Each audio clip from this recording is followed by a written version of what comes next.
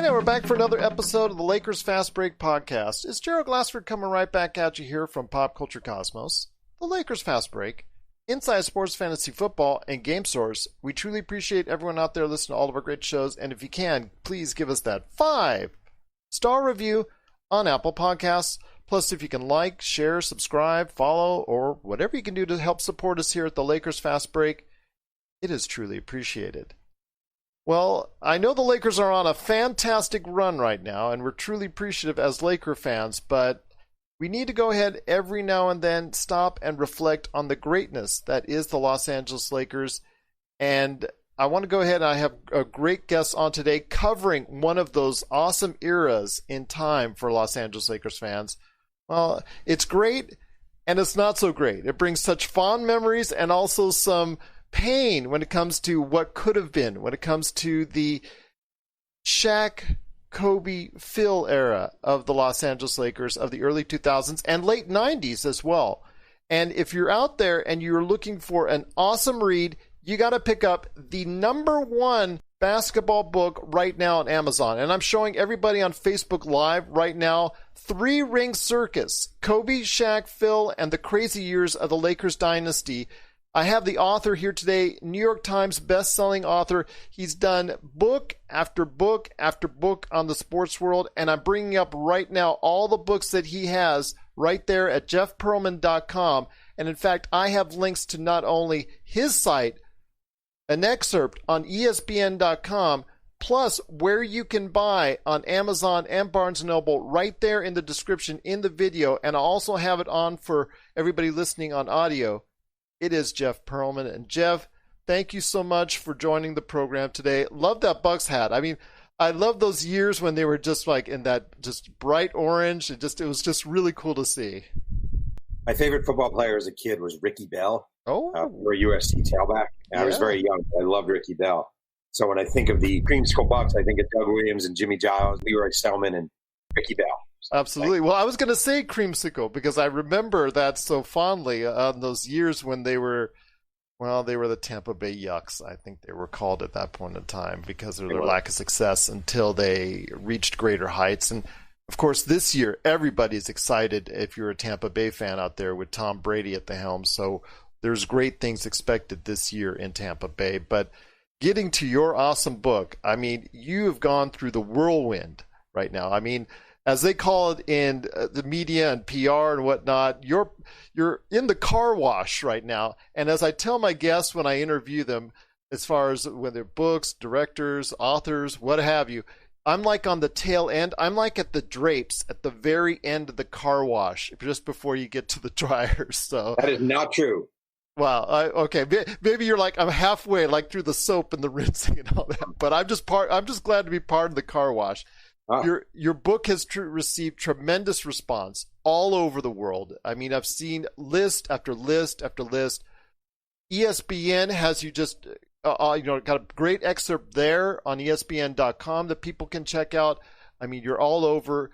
Just tell me the kind of response you're receiving so far for this awesome book, 3-Ring Circus. It's been shockingly good. And I have to say that one thing that really has surprised me, I just talked about this with my dad today, is obviously I finished the book before Kobe's passing. I was really nervous about the response. What would Laker fans say and how much hate would I get? What would it be like? I haven't gotten not one negative response. And I think a big part of that is people kind of know Kobe's reputation. Like, it's not a secret who he was. And it's almost considered part of the journey. Like, he went through this phase, he went through that phase. And then at the end, he was this guy. So I almost feel like I was bracing for a little bit of an impact, and it hasn't been nearly as bad. And that's been really encouraging. And the feedback has been amazing. I'm really shockingly surprised, And that's something that people, when they read the book, they're going to go deep into not only those years that the Lakers were obviously winning the championships, but for me, the fascinating points are, obviously the after. Everybody focuses when they talk about those years on the after and the ugly divorce that happened between Kobe and Shaq and Phil and all that, and the harshness and the bad words and the things and the stories that came out of it. But I love the parts about just before, when they were building that team, Kobe coming on as a rookie. You have some great stories there. Is it me, or when I think of that teams that was just before the Lakers run and they had guys like Eldon Campbell, Eddie Jones, Nick Van Exel, they had players on there that I thought, when you look at it, talent to talent, plus they had Kobe and Shaq, they really should have made a larger run than what they did at that point in time. Obviously, they were still getting to know each other, and of course, you talk about that in the book also as well, Kobe growing and maturing as a player, but I thought they could have made a better run at that point in time. I don't disagree. I think if you just take sheer in its prime talent, the most talented team Shaq and Kobe were on together was Nick Van Exel, Eddie Jones, Cedric Ceballos, Eldon Campbell. Now, if you're just looking pure talent. Yeah. Problem is, Ceballos was a pretty selfish player, as I wrote about in the book. I mean, anyone who nicknames himself Chice, when you're playing for the Lakers, the franchise is a little crazy. Van Exel was a shoot-first point guard. Yeah. Great player, but a shoot-first point guard and easily frustrated. Or one of the worries was that Eddie Jones and Kobe, their games were too similar. I still think that Glenn Rice trade was a mistake. I think Eddie Jones was a better fit than Glenn Rice, but whatever. Yeah, that talent was great, but you kind of learn through the years. I mean, we learned with the Peyton Malone year. Talent alone and names on a paper alone do not a dynasty make. And you really had to surround two superstars like that with guys willing to fill slots. Yeah. Rick Fox filled a slot. Robert Horry filled a slot. Ron Harper filled a slot. Mark Madsen filled a slot. Like, they all filled slots. And you can't have time old, it's a story that's been told millions of times. Just because you have the five best players on a team doesn't mean you're going to be a good team. Because we're not doing a 5-on-5 at the rec center. This is actually for higher stakes than that. And sometimes even a 5-on-5 on the rec center. I've certainly played pickup basketball where you're like, oh, these guys are really good, but they don't pass to each other. Yeah. And you're going to be like, all right, let's just pass the hell to the ball and find the best shot, and you win. So I think the best team, if we're talking about putting it together, was probably the year they beat the Sixers. Yeah. 2000, 2001, and they were just sharp and precise, and everything was clicking, and I mean, that was the best team. So, and also they had a great coach. They had a great coach. They should have gone undefeated. It took one heroic performance by Allen Iverson, and of course the iconic step over Tyronn Lue and all that, which I'm sure he still is in his nightmares today as we speak, even though he's won a championship as a coach since. But it's so funny how that worked out. But I'm just so happy for your success. You've been just receiving a great amount of praise, and obviously as a number one selling book on Amazon, you're a top selling book right now on barnesandnoble.com. If people check that out, I mean, just the praise that you're getting all over for it, it's just so tremendous.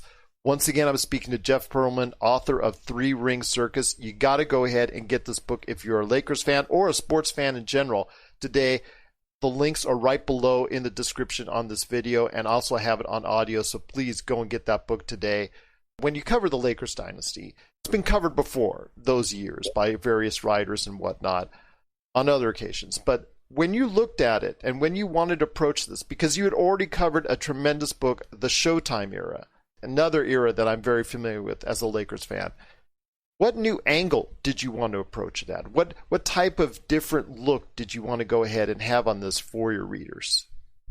So, in a lot of ways, one thing I've learned just through 25 years, 26 years of being a journalist is the worst thing you can do is actually go in with an angle. Like, if you go in and you say, I'm going to make this book about blank, then you're setting up a Jell-O mold, and you don't actually know what kind of Jell-O is going to be in the mold or what shape would naturally take, right?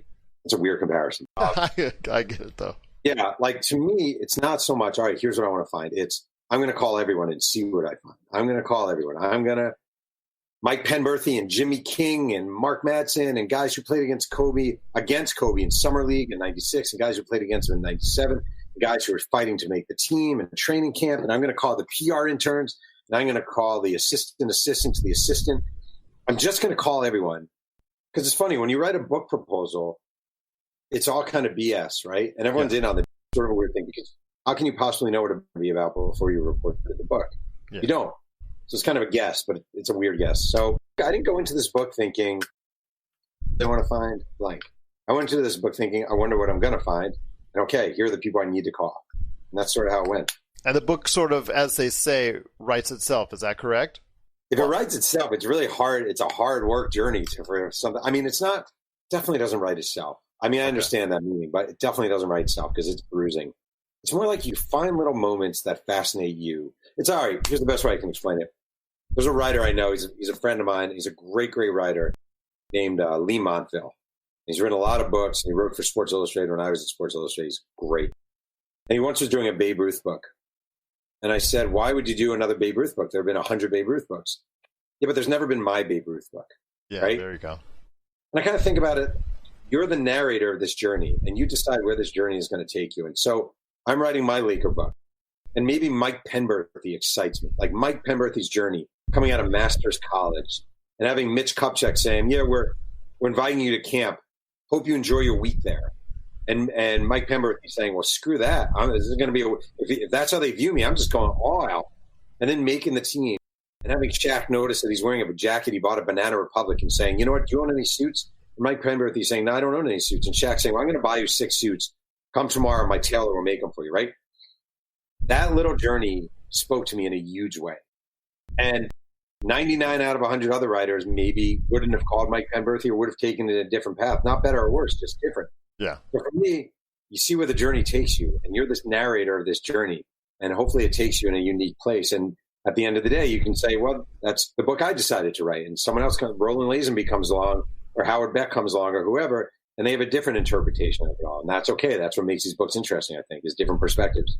And I'll tell you what, you have a great perspective on it, because obviously if people are out there and they're reading it, they're getting probably a more detailed look than we've ever seen from those years that I've ever seen as far as anywhere that's been reported or written about. So I will tell you this, you get a high recommendation from me as far as your book. It's just a tremendous read. I'm going through it so far. It's just great. This is Raphael from NBA Draft Junkies.com, and you are listening to the Lakers Fast Break. Hey, Lakers fans. Looking for the best place to go for up-to-date news, information, original videos, articles, podcasts, opinion pieces, and discussions about the Los Angeles Lakers? Well, look no further than Lakerholics.com. With a legion of followers always there talking about everything Lakers and the NBA, there's no better place to go to share your fandom as the team heads toward another championship run. So stop by and be part of the conversation today at Lakerholics.com. You know what? It's just something that if everybody out there is a sports fan, Lakers fan, or just likes a good biography, they need to go ahead and check out 3 Ring Circus today. Go ahead, Amazon, Barnes & Noble, Audible, the whole 9 yards. Actually, there's even audio excerpt of what you're saying. You read just a little bit of it on Amazon right there for you if people want to get a taste. So I didn't read the book, though. They hired someone else. Oh, so. They hired someone else? Okay, because I just... it's like, a kind of familiar voice from now. Okay, so my bad on that. But yeah, absolutely. There's a little audio excerpt of that. Might have actually been better if you read it. So I've never read my own book. Never. Really? I don't know why. But they come to you and they say, we want to pay you for the audio rights. And you get extra for the audio rights. It's not including your book deal. So someone comes to you and says, we want to pay you for the audio rights. And you say, how much? And they say a pretty good amount. And you say, okay. And then you never hear from them again. So.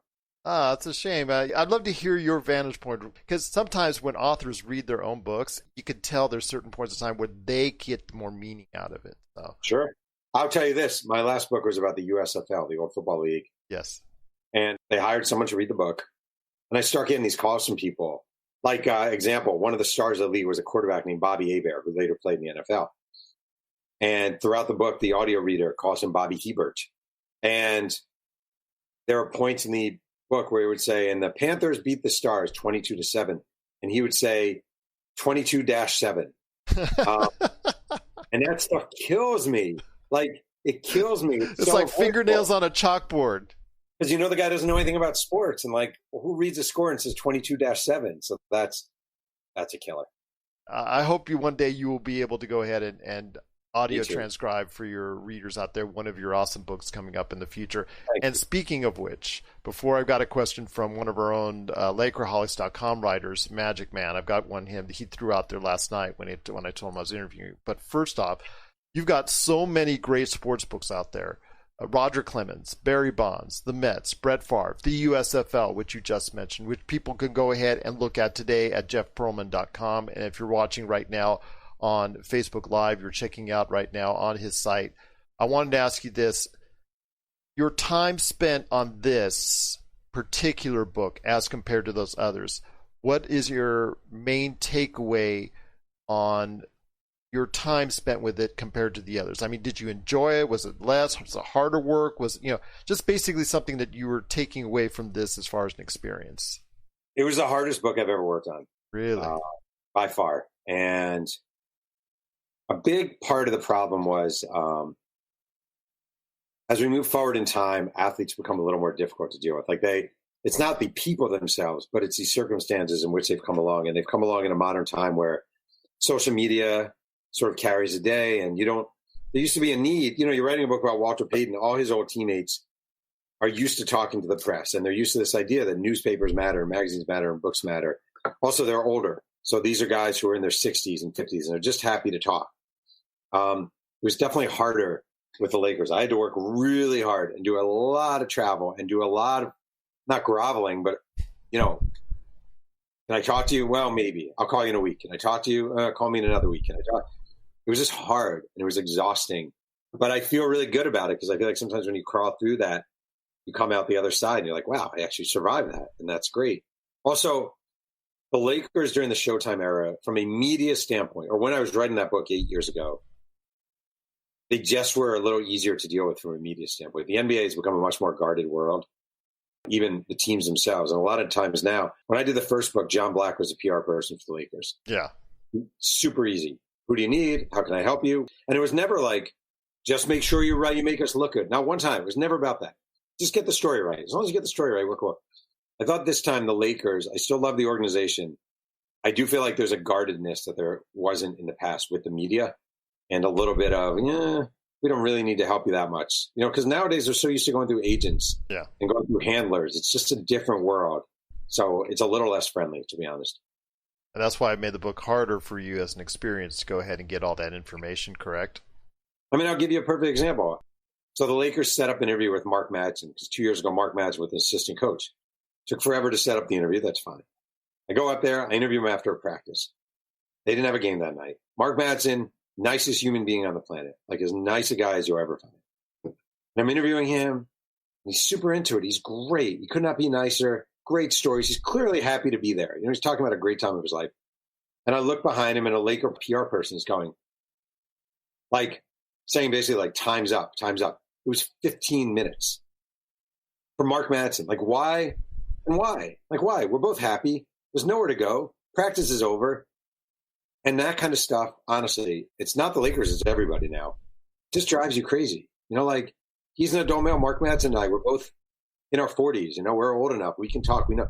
And that kind of stuff would just drive a person to drink. I understand the protection of guys like LeBron, Anthony Davis. They get a million media requests. I understand it. But if two adults in their 40s are having a nice conversation, I just don't think you need to be trying to cut it off because of some weird media policy that you have that makes no sense. And that kind of stuff, you have a guy to drink. I'm just being honest. I love the Lakers. I love Genie Bus. That kind of stuff drives you crazy. It drives anyone crazy if they're trying to go ahead and get more research into their story. Absolutely. So I don't blame you a bit. As someone who is a journalism major myself, I had those same type of issues on a much smaller scale, but I can understand when you run up against those walls or running up against those roadblocks every time you're trying to interview somebody and people tapping on your shoulder, it's time to go, regardless of what is going on in the conversation. So also, not for nothing, and I'm not saying this braggy because it means nothing, but in the context of this, I wrote a book about your organization that was a huge seller. That book is becoming an HBO series, right? So the Lakers, more time. Again, I'm not saying I'm anybody in the grand scheme. I'm not saying this job is important. But in the context of journalism and writing and the Lakers, who I am. I've dealt with you before. I'm not some guy sneaking in trying to get dirt on you. I'm professional. At least I'm professional, and I'm writing a book. And books take time and books take research and you have to dig. And I just think why – to anyone, I don't think if it's a kid from the college newspaper, a kid from everyone's trying their best here. We're all trying our best here. And it just drives me crazy when there are people trying to undermine that or make it harder on you. Why make it harder on you? Absolutely. And it's not like this was your first book either. I mean, you have an established history already made across the sports world. Yeah, again, even if it's the kid from the UCLA student newspaper and he's here to do a piece about Mark Madsen. Yeah. Mark Madsen has nowhere to go and he's just happy talking.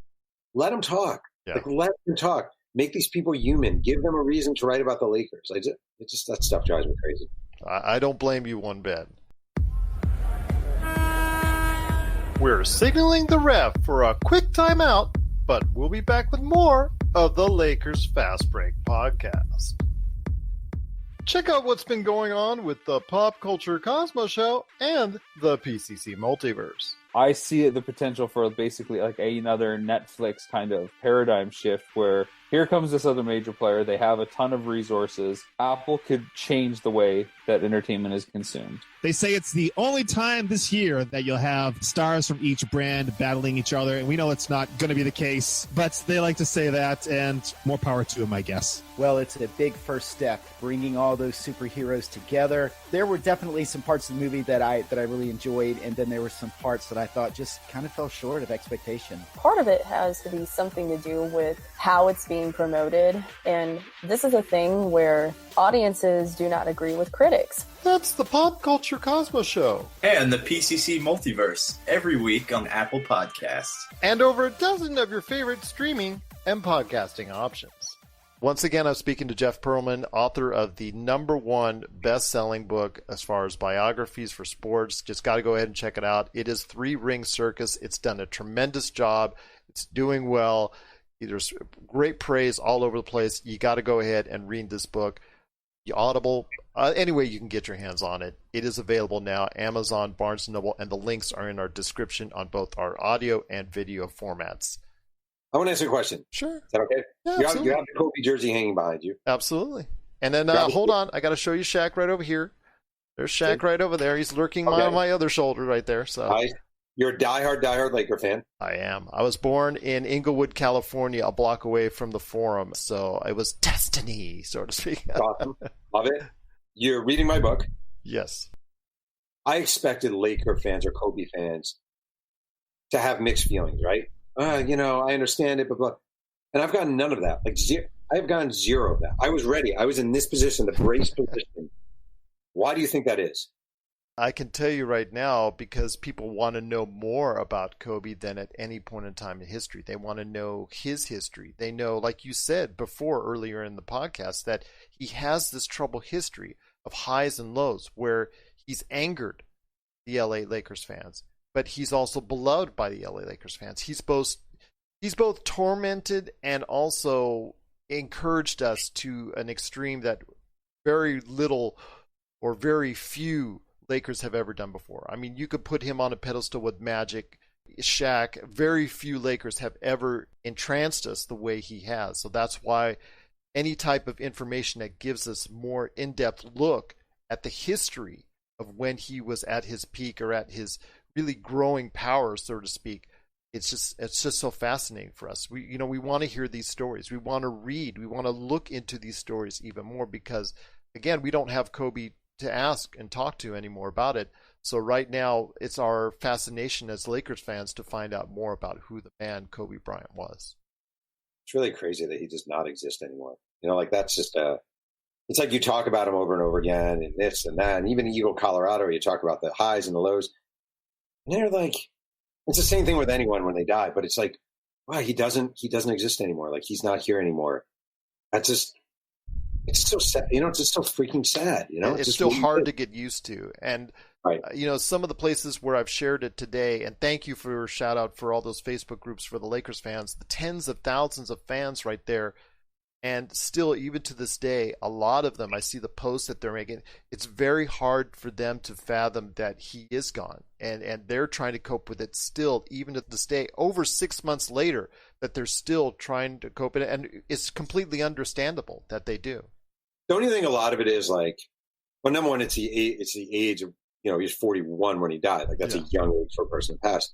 Number two, like, okay, your grandma dies or your aunt dies or whoever, like you have some pictures of them. But you don't have a million videos and you don't have you don't have their Twitter feed in front of you. You don't have he's so easily accessible in a million interviews and a million videos that it's like different. When you have a relative die, they die and you look at a picture and you think that's sad. And maybe you have a couple of videos and you look, but him not being here isn't that different than him being here right now, we all be in COVID and we wouldn't be seeing that much of him anyway. And we'd be going to the videos on YouTube. So now we go to the videos.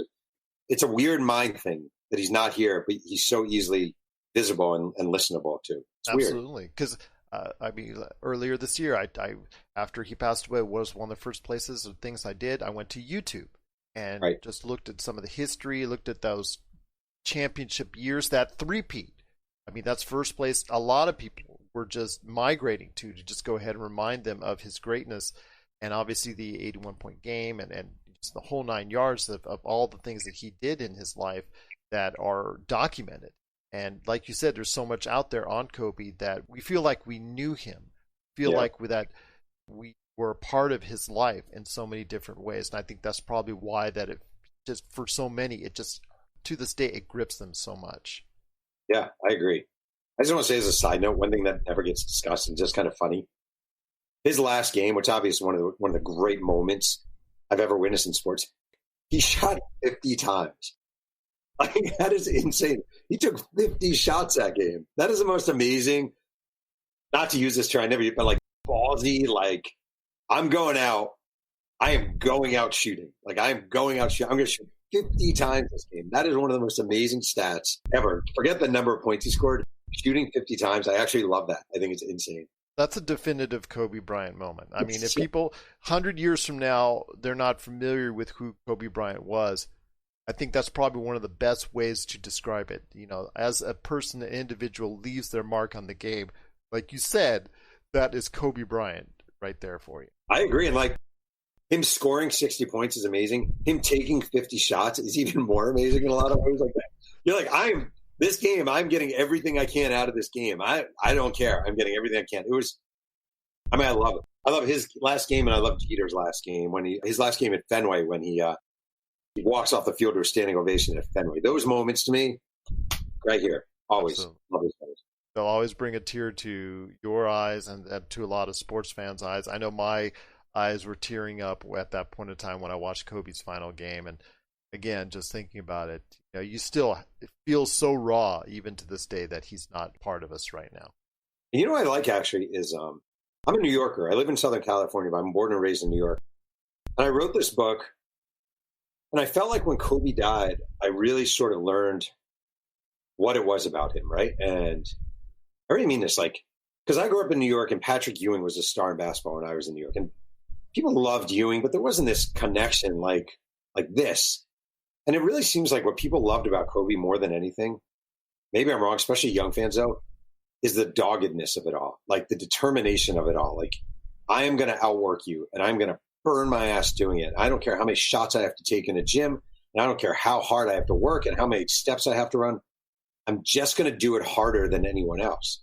And I feel like that really resonates with people. When he died, I thought a really interesting recurring theme was young fans saying, Kobe taught me how to work. Kobe taught me how to go after it. Kobe taught me what it means to dream big and fight for that dream.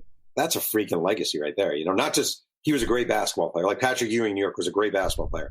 That legacy, I mean, that's a pretty freaking high level. Absolutely. I mean, it reminds you of those few artists that are able to achieve that level, that died way too soon, but they're going to be remembered for years and years to come, and they're going to be memorialized, and they're going to be just continually thought of and remembered simply because of the fact of how they went and approached their craft or how they approached their life.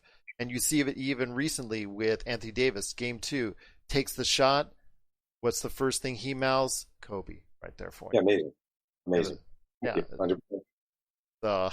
I mean, with the Lakers, playing as well as they have been, it's just awesome to see. But again, your book coming out at this point in time, it's just really a great success story for you. But before we head on out, I want to ask you 2 quick questions. First off, Magic Man, again, he had to ask me about this one. Of all the things he's got to ask me about Kareem Rush and the story about him, something that he said, and Kobe and Shaq. And I wanted to know if you were going to elaborate on that a little bit further, or if you'd like to. At the end of Game 5, after they lost to the Pistons, the Lakers had a little party afterwards. Not a party. I mean, it's hard to celebrate when you just lost the NBA Finals, but like a team function. Sort of like, this is the end of the season. Jerry Buss had it. He was at a hotel and a restaurant in Michigan. And Kareem Rush is a young player then. And it's the end of the season. He's kind of thinking, all right, we lost in the finals, but Carl was hurt. I don't know. We have Shaq. We have Kobe. We have a lot of talent here. This is going to be for a while. And he's at this function, and he told me, I met Kareem Rush in a Starbucks. Kareem Rush, I just want to say, maybe the most handsome human being I've ever sat across from. And it was intimidating. They're like, this guy just came from the gym or something. I would never look as put together as Kareem Rush. So I have to hate him for that. But otherwise, super nice guy. And he said to me, Kobe walks in and he says, I'm never playing with that MFer ever again. He was talking about Shaq. And Kareem Rush said that was the moment when he knew, like, wait, what? And he knew that was the moment when he first knew this thing wasn't going to go on. And it was really crushing to him, because he thought he was a young man on an amazing journey. And instead, it looks like this thing isn't even going to last. And that's, again, truly disheartening how that all went down. And I know, again, ad nauseum, us Lakers fans will always say, well, what could have been, what could have been, what could have been. I want to ask you this as our last question to you. After writing both the awesome Showtime book that you did and this book, obviously you told us about how much work and how difficult this was for you to create, especially this one. What are your takeaways as far as how history will perceive each of those dynasties, whether it's the sports or whether it's pop culture, how people will perceive those two separate dynasties for the Los Angeles Lakers? All right, so I think, and this is weird because I'm promoting a book I just wrote, I think the Showtime Lakers probably have a more embedded historical sort of impact in sports because it really was a revival of the NBA with Magic and Bird arriving. And that team and what they did and the attention they got and the way Magic sort of orchestrated on the court and a little off the court, it has a permanence because it's a part of NBA history. Like it is actually a point where the NBA goes and leads into Michael Jordan. I actually think one of the sad things about this all, not sad, but unfortunate things is I feel like too many people forget how dominant Shaq was. Like I really do. And I think part of that is because he's become a celebrity away from basketball. He's become the spokesman. He's the jolly, giant man. He's so lovable and just so lovable and so likable. But I think when people look back, I think they go, all right, we had Bird and we had Magic, we had Jordan, we had Kobe, we had LeBron, right? And I think they overlooked the fact that for 8-9 years, this guy was the most physically dominant player in the NBA and unstoppable. And for some reason, I don't know why, maybe it's because of Kobe and the bigness of Kobe, he's obscured a little bit. So I think probably this dynasty, in a way, even though they won 3 in a row, will sort of be remembered more as part of Kobe's 5-ring, especially dying young, to be honest. Like that actually does something to a sort of legacy in the way we talk about legacies more. I think in a way it obscures Shaq. And the truth of the matter is Shaq was the best player on those teams and the most important player on those teams. But I do think it's a little obscured, his impact. So. I agree with you. I mean, when I look at the Showtime era that I lived through as a kid, as a teenager, I see what was and how great it was and what an experience it was. And like you said, what it did for the NBA and bring it to the forefront with those battles against the Celtics and the Pistons and the whole 9 yards. Yep. When I look at the three-peat of those years that I lived through and I see that, I think about more of what could have been. And I mean, they talked about it as Kobe was nearing the end of his life, when they kind of reconciled and they talked about, how they could have one more. And in fact, that year that they lost to the Detroit Pistons, I mean, they had such a great start. They went off to such a fantastic beginning. It looked like it was going to be a runaway for them. And unfortunately, inside and out, and also due to injuries, it fell out from there. But again, it fell apart very rapidly, as you talk about and as you write about in your book. And it's just right there for you. And it's just, like I said, when I look at that era for the Lakers, I look at it as more of what could have been for the Los Angeles Lakers. Someone said to me recently, I saw a quote, I think it was, and it was unrelated to the Lakers, altogether unrelated to this book. Someone said, hell is when you die, and the worst hell imaginable would be you die and you're shown everything you could have done. Like everything in your life you could have done but didn't. And you view it all. And but the truth of the matter is, I think they were done by this point. I think that dynasty ended at a time when it needed to end. And Kobe, it's almost like when you raise a kid and the kid's ready to go off. And I feel like at that point, Kobe, for good or for bad, was ready to go off to the world and establish his own self. And that's okay. All right. Absolutely. Like you said, it just helped set up his legacy even more when he separated from Shaq. And I'm not sure if we would have as much of a reverence for Kobe if today had they stayed together. And you know what? At the end of the day, no matter how serious some of us take sports, and we all take sports, I guess, to a certain degree, it's entertainment. And at the end of the day, it is just entertainment. And that whole era, even the Shaq Kobe drama, and he gets traded to Miami, and is he going to the Clippers? It was just wildly great entertainment, more than anything. Like, it was fun, and it was adventurous, and there were highs, and if every year they just won, if they won 10 championships in a row, I know nobody likes yours, it would get kind of boring. Like, the lows bring you the highs, and everything is exciting. And it's the beauty of sports is that you turn on a TV show, someone knows the ending, but nobody knew how this was going to end. That's what makes it really enjoyable. So I feel like there should be no regrets. Kobe obviously dying young should be a regret and is a horrible tragedy. But the Lakers only winning 3 titles during that period, I'm a New York Jet fan, okay? I haven't had a Super Bowl in my lifetime. You could argue that's a tragedy. The Lakers of the Shaq Kobe era, they had a lot of success. It was a good run. Well, it could be worse. You could be a Clippers fan. I don't think it can be worse than being a Jet fan, but we can argue that another day. Okay, sounds good indeed. Once again, I'm speaking to New York Times bestselling author Jeff Pearlman. You got to check out all his library at jeffpearlman.com. Plus, in the descriptions, in both the audio and video formats, I have his instant links for both Amazon and also Barnes & Noble's. You go ahead and just right there, boom, right there, Barnes & Noble, Amazon, order the books right away. It is 3 Ring Circus. Want to go ahead and check it out today. 3 Ring Circus, Kobe, Shaq, Phil, and the Crazy Years of the Lakers Dynasty. It is an awesome book indeed. I truly am enjoying my experience with it. And Jeff, I cannot thank you enough for taking a little bit extra time to speak to me. 40 and a 50-year-old man talking back and forth as far as that's concerned on today's show. I'm 48, so I'm almost there. You're almost there, but I'm actually 51, so I'm a little over the hump on that. But I will tell you this, it was just an extreme honor going ahead and speaking to you. I cannot thank you enough for taking time to speak to me. I know you have so much on your plate right now, but again, it was just truly rewarding to speak to you on today's show.